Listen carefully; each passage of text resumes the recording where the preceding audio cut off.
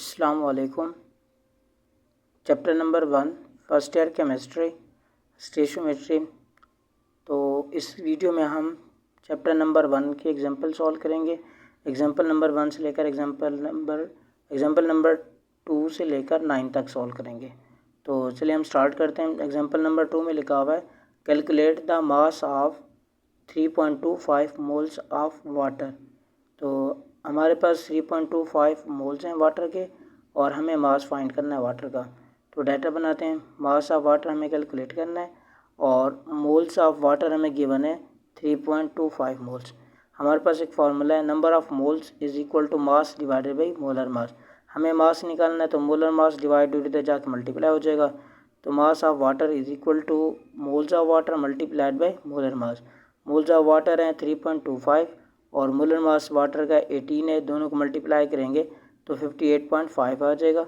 और क्योंकि मास है, मास का यूनिट ग्राम होता है। Example number 1.3 calculate the number of molecules. हमें नंबर ऑफ मॉलिक्यूल्स निकालना है and 610 gram of benzoic acid. तो डाटा बनाते हैं। मास ऑफ बेंजोइक एसिड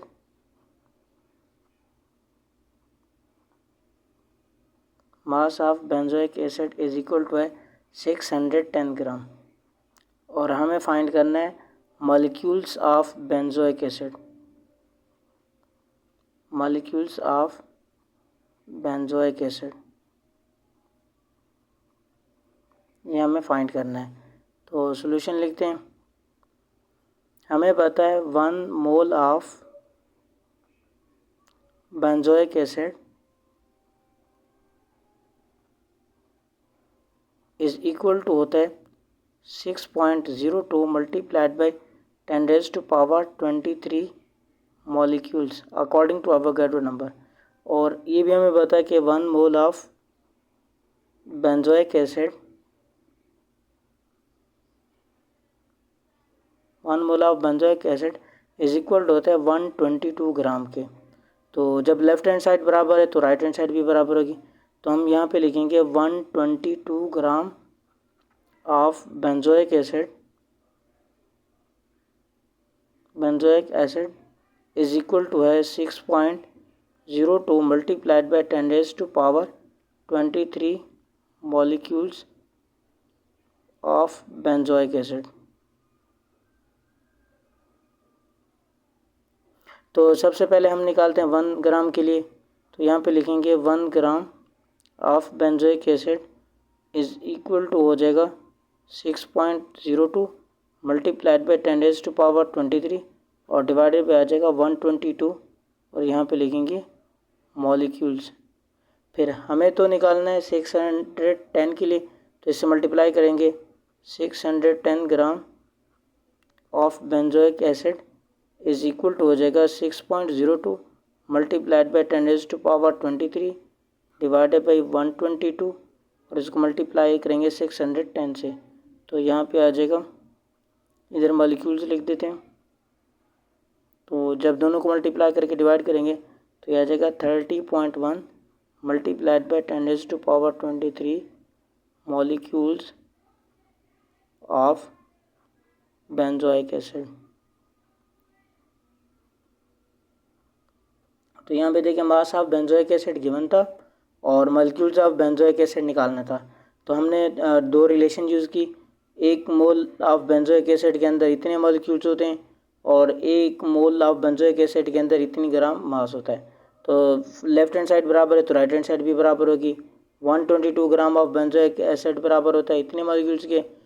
तो 1 ग्राम यहाँ पे रहने दें, 122 मल्टीपल नीचे आके डिवाइड हो जाएगा। हमें तो 1 ग्राम के लिए नहीं बल्कि हमें तो निकालना है 610 ग्राम के लिए।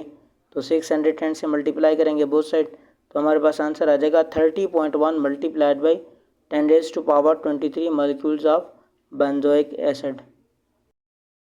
न्यूमेरिकल नंबर 1.4 यानी चौथा न्यूमेरिकल है calculate the mass of atom 4.39 multiplied by 10⁻24 atoms of gold. Molar mass of gold is 197 ग्राम पर मोल। यानी हमने फाइंड करना है कि कितना मास होगा 4.39 multiplied by 10⁻24 atoms of gold के। तो डाटा लिखते हैं यहाँ पे।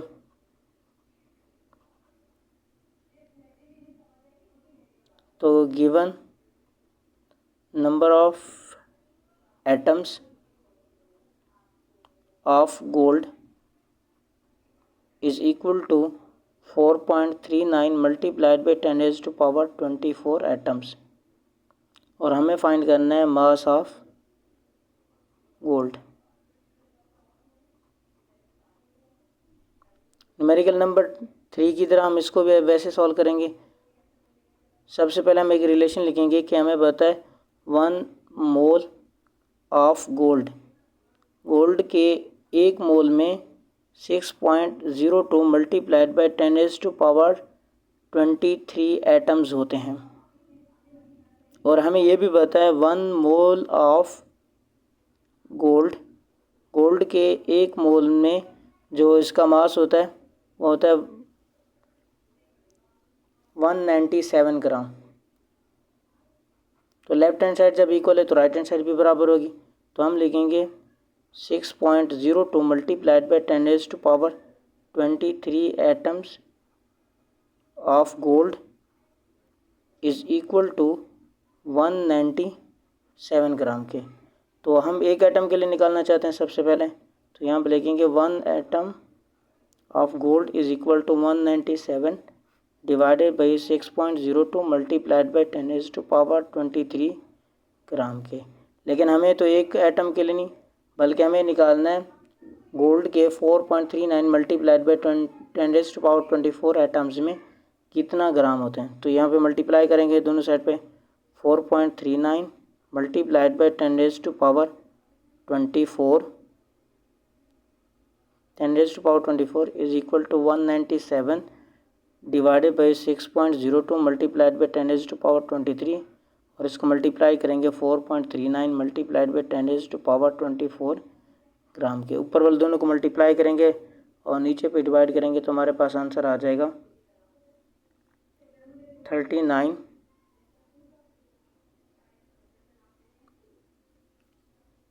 नहीं sorry 14.36 gram of gold.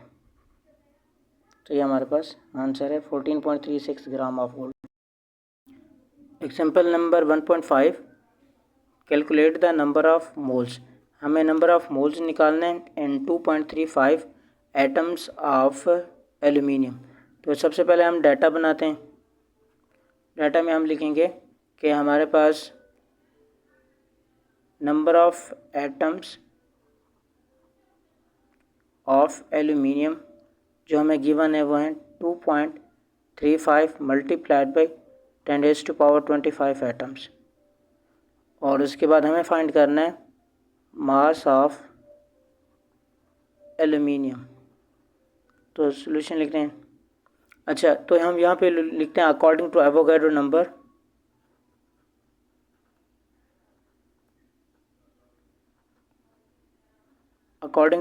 Number के एल्यूमिनियम के 1 मोल के अंदर होते हैं 1 मोल ऑफ एल्यूमिनियम के 1 मोल के अंदर होते हैं 6.02 मल्टीप्लाइड बाई 10⁻23 एटम्स होते हैं। तो हमें तो निकालना है इतने एटम्स के अंदर कितना नंबर ऑफ मोल्स होते हैं। तो सबसे पहले हम 1 मोल के लिए निकालते हैं, एक एटम के लिए निकालते हैं। तो यहाँ पे लिखेंगे 1 एटम यानी एक एटम के अंदर कितने मोल्स होते हैं एल्यूमिनियम के। तो यहाँ पे लिखेंगे 1 डिवाइडेड बाई 6.02 मल्टीप्लाइड बाई 10⁻23 मोल एक एटम। तो यहाँ पे 6.02 मल्टीप्लाई नीचे आके डिवाइड हो जाएगा। अब हमें निकालना है 2.35 के लिए। तो दोनों साइड में मल्टीप्लाई करेंगे 2.35 multiplied by 10⁻25 atoms is equal to हो जाएगा 1 डिवाइडेड बाई 6.02 मल्टीप्लाइड बाई 10⁻23 और इसको मल्टीप्लाई करेंगे 2.35 मल्टीप्लाइड बाई 10⁻25 से। तो हमारे पास आंसर आ जाएगा 39 मोल ऑफ एल्यूमिनियम। तो 2.35 multiplied by 10⁻25 atoms of aluminium, उसके अंदर 39 मोल हो गए एल्यूमिनियम के। Example number 1.6 what volume of oxygen gas occupied by 1.5 moles at STP। तो हमें ये निकालना है ऑक्सीजन का कितना वॉल्यूम होगा जो ऑक्यूपाई करेगा 1.5 मोल ऑफ ऑक्सीजन को। तो डाटा लिखते हैं, यहाँ पे लिखेंगे given moles of oxygen, oxygen के कितना मोल हमें गिवन है 1.5 मोल, और हमें निकालना है volume of oxygen, volume of oxygen निकालना है।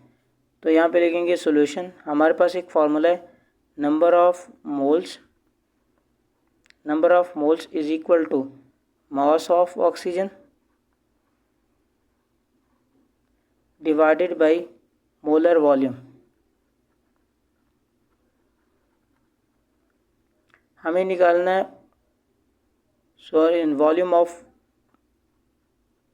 Volume of gas is equal to mass of moles of oxygen divided by molar volume.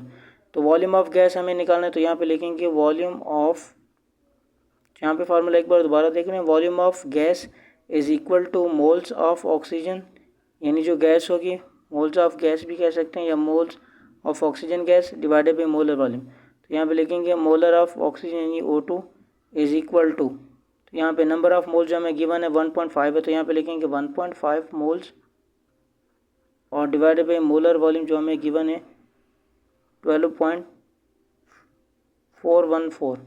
जिस तरह हमारे पास स्टैंडर्ड टेम्परेचर पे वॉल्यूम होता है 1.5, तो 1.5 को डिवाइड करेंगे 22.414 पे, तो हमारे पास वॉल्यूम आ जाएगा ऑक्सीजन का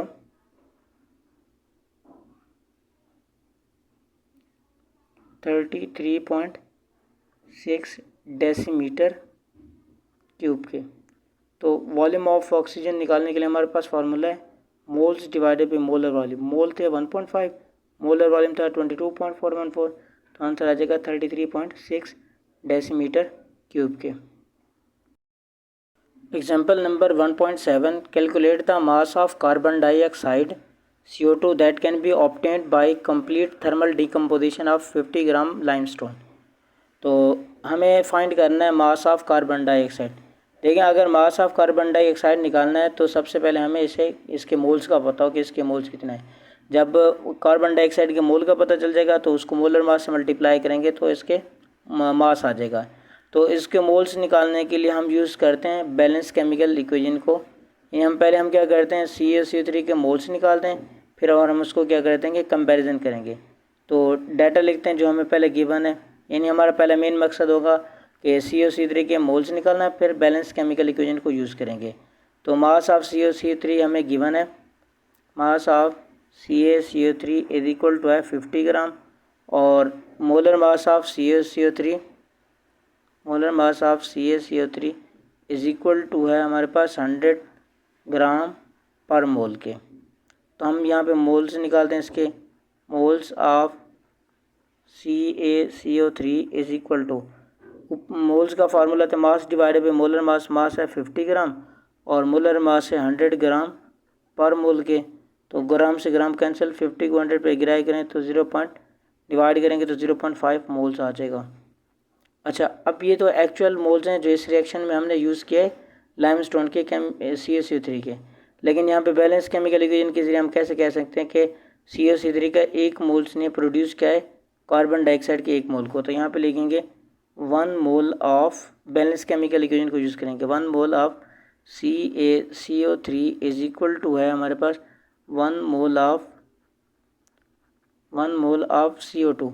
फिर उसके बाद देखेंगे कि हमारे पास एक्चुअल में 1 मोल तो नहीं था, हमारे पास तो 0.5 मोल था लाइमस्टोन का। तो यहाँ पे लिखेंगे 0.5 mole of CaCO3 is equal to 0.5 mole of CO2।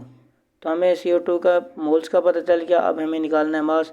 तो हमारे पास फार्मूला होता है mass of CaCO3 is equal to moles of CaCO3 multiplied by molar mass of CaCO3,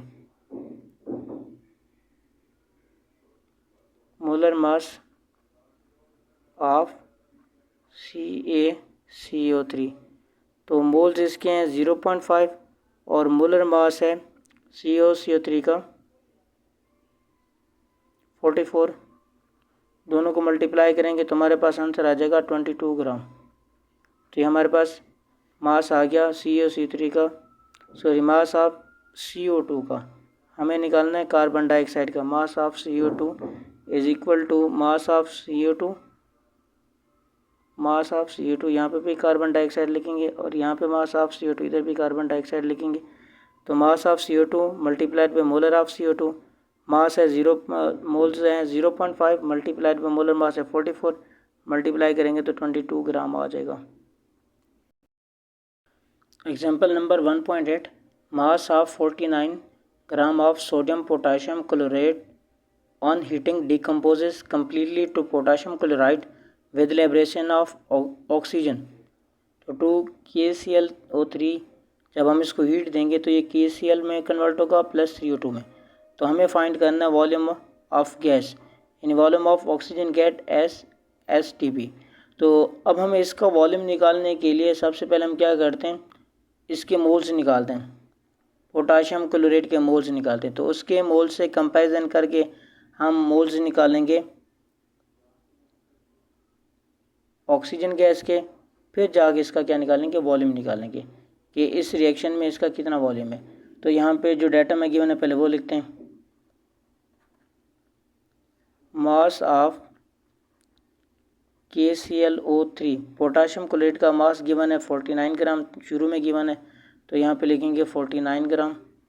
और इसका मोलर मास है molar mass of potassium chloride KClO3 is equal to 122.5